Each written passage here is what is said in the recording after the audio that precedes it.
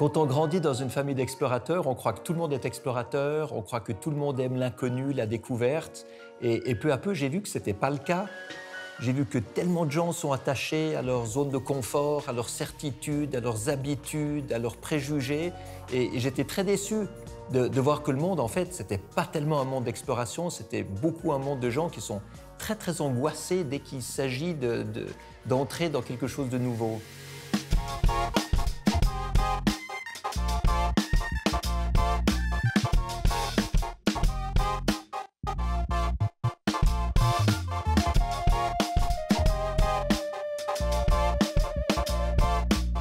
Je crois que ce qui m'a aidé, c'est que j'ai eu toujours une boussole dans la tête et dans le cœur, avec l'aiguille qui montrait l'inconnu plutôt que le nord. Ce qui fait que chaque fois que quelque chose était nouveau, n'avait pas été fait, je me disais, ça c'est pour moi. L'exploration a toujours montré à l'humanité qu'on pouvait faire plus et mieux. Parce que les explorateurs, c'est des gens profondément insatisfaits, qui ne veulent pas de statu quo. Ils veulent mieux ou différemment que ce qu'ils ont et ce qu'ils voient. Donc, ça fait progresser l'humanité. Ça envoie des bateaux en Amérique quand on ne sait même pas qu'il y a l'Amérique de l'autre côté de l'Atlantique. On monte à l'Everest alors que tout le monde croyait que c'était impossible. Donc, ça montre que l'être humain peut toujours faire mieux. Moi, mon but, ce n'est pas de dire l'explorateur, il est au-dessus de tout le monde, il fait des choses que personne ne peut faire. Moi, mon but, c'est justement, comme psychiatre, de dire, mais tout ce que j'ai fait, dans mes aventures à moi, vous pouvez faire exactement la même chose dans vos aventures à vous, dans la vie, dans vos peurs, quand vous devez chercher un nouveau job, quand vous vous trouvez dans une situation difficile de votre vie. Tout ça, cette relation à soi-même, ce goût de l'inconnu, cette remise en question, cette confiance dans le potentiel intérieur, tout ça, vous pouvez l'utiliser aussi. Et c'est le sens de mon livre « Changer d'altitude », c'est le sens des conférences que je donne.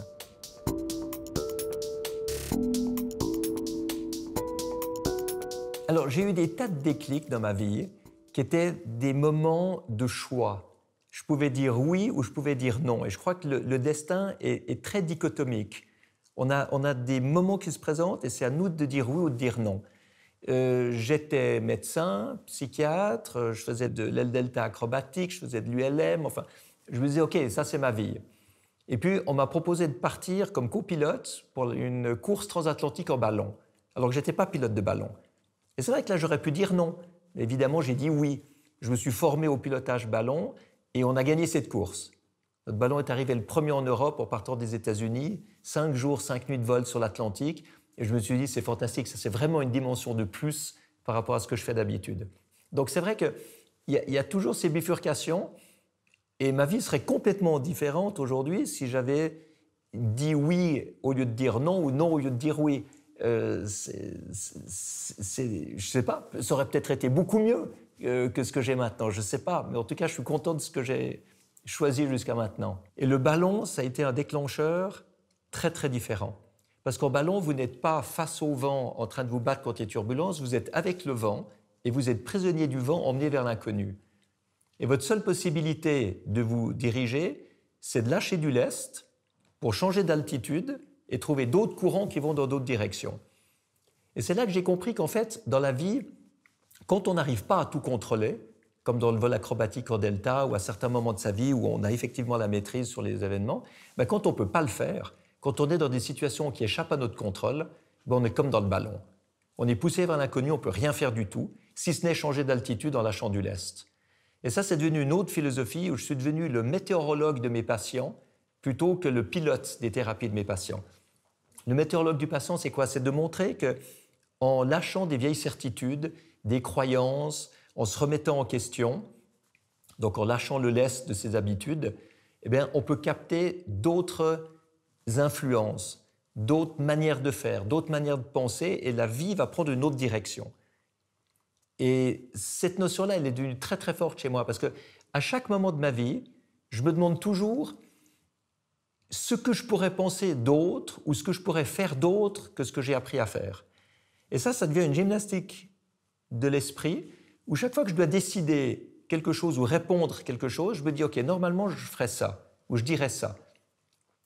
Quel est le lest que je peux lâcher? Qu'est-ce que je peux faire autrement pour envisager une autre trajectoire, une autre direction, une autre couche météorologique dans la vie qui me ferait explorer et découvrir quelque chose d'autre ?» Et je crois que quand on entre dans cette dimension-là, on perd toute la susceptibilité qu'on peut avoir. On n'est plus vexé que quelqu'un nous critique. On se dit, ah ben voilà, excellent, voilà une autre manière de faire, voilà une autre manière de penser. Et ça rend beaucoup plus créatif, beaucoup plus innovant, et ça permet beaucoup plus d'avancer, je pense, que quand on est crispé sur ses certitudes et qu'on est poussé par la vie dans les mauvaises directions.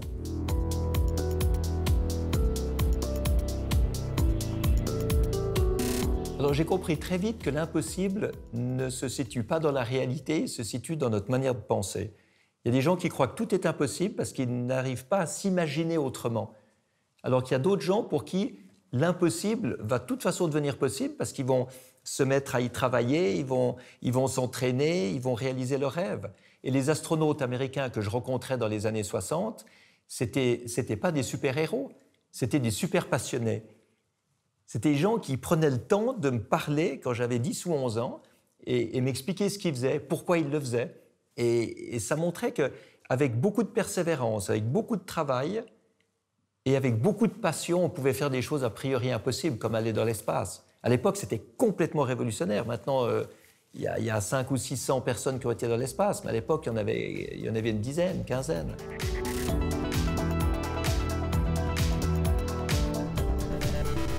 Mais le vol en ballon m'a vraiment montré à quel point on a le choix entre une seule dimension, une seule ligne droite qui nous garde prisonniers de ce qu'on est en train de vivre, ou alors de se remettre en question fondamentalement et voir le futur en 3 dimensions, et de voir que chaque manière de penser nous amènera dans une autre direction.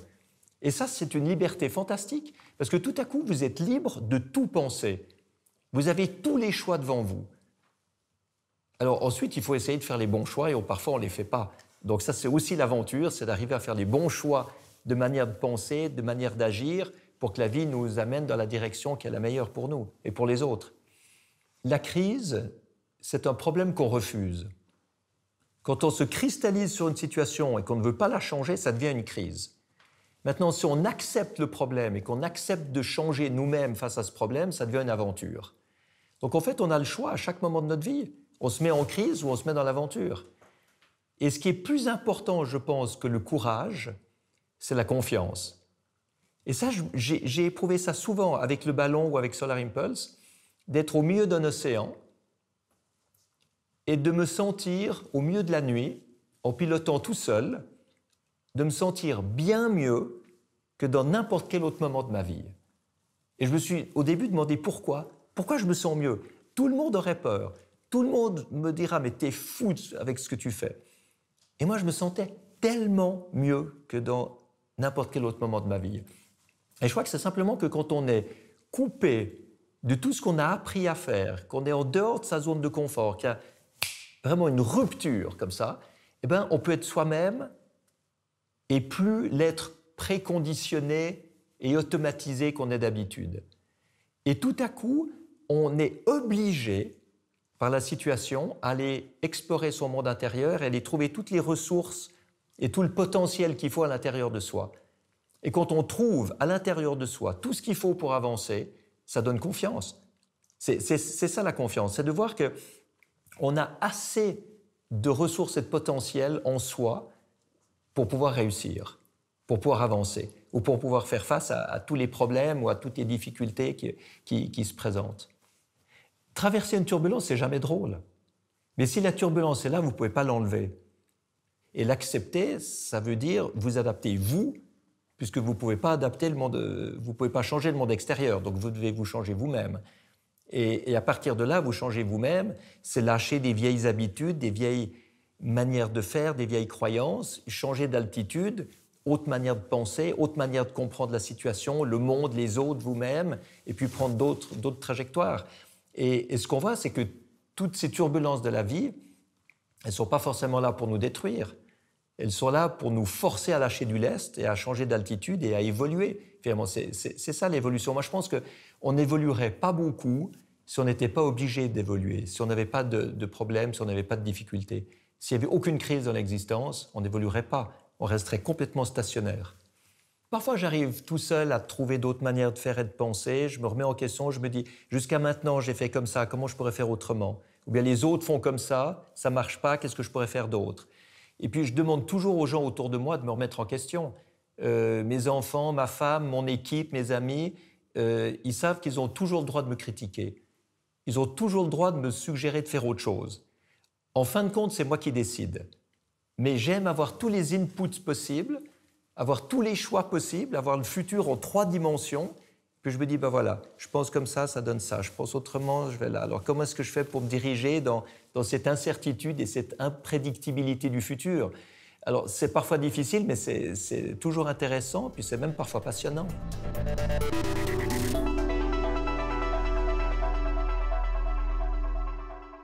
Alors moi, j'étais tout à fait en désaccord avec Descartes qui disait « je pense donc je suis », c'est ce que j'avais appris à l'école. Pas du tout. Quand vous pensez, vous n'êtes pas.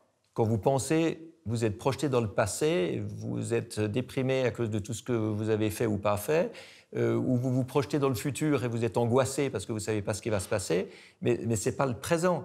Si vous voulez être connecté à vous-même et être, vous devez ressentir et pas penser. On doit avoir des rêves, on doit avoir des passions. Il y a beaucoup de gens qui n'en ont pas et qui dépriment. Ça ne veut pas dire que la passion, ça doit être de faire un tour du monde d'une manière spéciale. La passion, ça peut être de faire des choses avec ses enfants, avec ses amis, ça peut être une promenade en montagne, ça peut être l'horticulture, ça peut être l'art, la méditation, la musique, ça peut être son job, ça peut être de déménager, aller ailleurs, rencontrer d'autres gens. Enfin, il y a tellement de choses dans la vie qui permettent de se découvrir soi-même. Alors le pire, c'est pas de rater dans nos tentatives. Le pire, c'est de ne pas essayer. Alors, quand on voit mes succès médiatisés, les gens se disent c'est facile, il réussit tout, qu'est-ce qu'il connaît de la vie? En fait, c'est un état d'esprit parce que tout ce que j'ai raté m'a fait apprendre autre chose. Moi, je me rappelle que quand j'avais 14 ans, je rêvais d'avoir ma petite mobilette avec mes copains et mon père m'a dit oui, mais tu devras porter un casque. Et à l'époque, personne ne portait un casque, à part un vieux bonhomme de 70 ans qui tirait une remorque avec sa mobilette et qui avait un casque. Et moi, j'étais le deuxième, ici à Lausanne, à porter un casque avec ma mobilette. Et tout le monde se foutait de moi. Et quand je roulais, les gens me regardaient, puis ils faisaient « T'es fou, toi, avec ton casque ?» alors qu'on était limité à 30 km/h.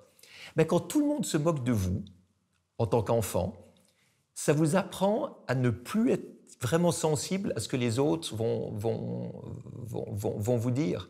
Et ça m'a permis finalement une certaine liberté en me disant mais si on se moque de moi, c'est pas grave. Et quand j'ai raté avec différentes choses dans ma vie, je me suis dit ben voilà, j'ai essayé, j'ai raté. Quand j'ai essayé le tour du monde en ballon, Breitling Orbiter 1, j'ai donné une conférence de presse le jour avant pour dire que j'allais voler pendant 3 semaines dans les Jetstream et que j'allais battre Richard Branson et Steve Fossett qui avaient raté 1 ou 2 semaines avant moi. Ben moi, 6 heures après le décollage, j'étais en Méditerranée, à Méry, trempé, le ballon a coulé, la cabine était remplie d'eau de mer et je suis rentré pieds nus à la conférence de presse pour annoncer l'échec. Et en larmes. Ma fille aînée ne voulait plus aller à l'école parce qu'elle m'a dit « Papa, tout le monde va se moquer de moi. » Et je lui ai dit « Mais tu sais, c'est normal que les gens rient et que les gens se moquent. Parce que c'est vrai que c'est ridicule. Je pars pour un tour du monde et je me plante après 6 heures de temps. Puis je lui ai aussi dit « Tu sais, ceux qui se moquent, c'est ceux qui ont peur d'essayer. Donc, ceux qui se moquent, il faut avoir pitié d'eux. C'est des pauvres gars qui n'arrivent pas à envisager leur vie différemment. Donc, laisse-les se moquer, puis voilà, sois triste pour eux. » Elle m'a dit « Ah, mais alors si c'est comme ça, je peux très bien retourner à l'école, il n'y a aucun problème. » Elle est partie toute contente. Je pense que chacun a la capacité de se dépasser, chacun a la capacité d'être un explorateur dans le domaine qu'il choisit. Le jeune de banlieue qui a l'impression qu'il n'y a aucun futur, paradoxalement, c'est celui qui peut être le plus grand explorateur parce qu'il y a tout à faire pour lui. Il y a tout à changer, il y a tout à développer, il y a tout à découvrir dans toutes les autres manières de faire, de penser, d'interagir avec les autres. Donc il ne faut pas du tout croire qu'on a un destin qui nous écrase et qu'on en est victime. Il faut au contraire voir que le destin qu'on a peut nous pousser à faire beaucoup mieux que le statu quo. Alors évidemment, c'est peut-être facile quand je parle d'exploration alors que je viens d'une famille d'explorateurs et que ça m'a peut-être prédestiné d'une certaine manière à faire le tour du monde en ballon ou en avion solaire. Mais je crois que ce même état d'esprit peut se retrouver partout, bien ailleurs que dans l'aviation solaire ou dans le ballon, dans tous les moments de la vie. Quelqu'un qui veut tourner son premier clip vidéo, ben, il a le choix entre faire un truc banal que tout le monde a déjà fait ou bien se dire, tiens, comment je pourrais faire quelque chose de différent? Celui qui est au chômage, il peut aussi se dire, la vie est épouvantable, la politique est nulle et la société marche mal, ce qui est assez vrai. Mais ça ne veut pas dire qu'il ne peut pas essayer de trouver une autre façon de trouver un job, une autre profession que celle qu'il a perdue, une autre manière de fonctionner avec les autres. Et vous avez des gens qui ont cette créativité spontanément, et puis ceux qui ne l'ont pas, eh ben, c'est clair qu'il faut se faire aider, il faut essayer d'utiliser les relations avec les autres pour se faire un peu remettre en cause ou parfois être en équipe pour arriver à réussir. Mais il ne faut surtout pas baisser les bras, parce que baisser les bras, c'est annihiler la valeur, la capacité, la performance possible de l'être humain.